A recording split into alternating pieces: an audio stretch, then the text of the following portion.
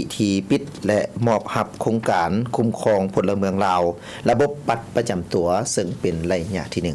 1พิธีปิดและมอบรับโครงการคุ้มครองพลเมืองลาวระบบบัตรประจำตัวระยะที่1ได้จัดขึ้นวันที่8พฤษภาคม2025โดยเป็นเกียรติเข้าร่วมพิธีปิดและมอบรับโครงการของท่านพลโทคำกิ่งผุยลาภมณีวงศ์รองรัฐมนตรีกระทรวงป้องกันความสงบมีท่านลาสโลวารดีรองรัฐมนตรีกระทรวงการต่างประเทศและการค้าฮุงการีท่านลัสโลโกวาสประธานกลุ่มบริษัทพรซิสเต็มพร้อมด้วยภาคส่วนที่เกี่ยวข้องเข้าร่วมในโอกาสดังกล่าวท่านพลโทคำกิ่งผุยลาภมณีวงศ์ได้กล่าวว่าโครงการคุ้มครองพลเมืองระบบบัตรประจำตัวระยะที่1ที่ได้นำใช้งบประมาณเงินกู้จากรัฐบาลฮุงการีจำนวน25ล้านดอลลาร์สหรัฐมาพัฒนายกระดับการคุ้มครองเวียกงานสัมมโนครัวและบัตรประจำตัวอยู่สาธารณรัฐประชาธิปไตยประชาชนลาวให้มีความก้าวหน้าทันสมัยโครงการดังกล่าวได้เริ่มจัดตั้งปฏิบัติมาแต่ปี 2017 กระทรวงป้องกันความสงบลาวได้มอบหมายให้กรมคุ้มครองสัมมโนครัวและก่อสร้างหลักฐานเป็นหัวหน่วยจัดตั้งปฏิบัติโครงการโดยร่วมกับบริษัทพรซิสเต็มได้แบ่งเป็น10ระยะในการจัดตั้งปฏิบัติคือระยะกะเกี่ยมระยะสำรวจบรรดาความเห็นของต้องการของโครงการระยะวิเคราะห์กฎหมาย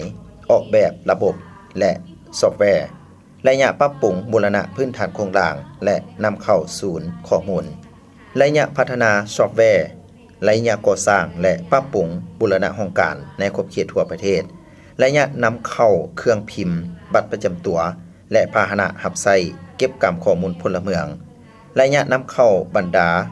สุดอุปกรณ์เก็บกรรมข้อมูลสำหรับทั่วประเทศ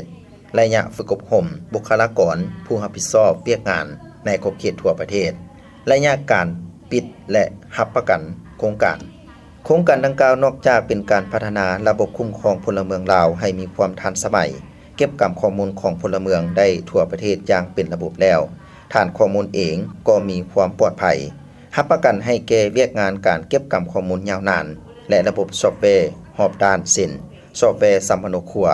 บัตรประจำตัวและอาชีพพาหนะพิเศษซึ่งจะช่วยให้เจ้าหน้าที่สามารถคุ้มครองบรรดาหน้าเวียกงานวิชาเฉพาะได้อย่างมีประสิทธิภาพนอกจากนี้การพัฒนาระบบคุ้มครองพลเมืองลาวยังมีลักษณะรองรับการเชื่อมโยงต่อกับบรรดาภาคส่วนต่างๆสามารถนำไปพัฒนาต่อยอดให้ระบบมีความก้าวหน้าขึ้นตื่มในอนาคต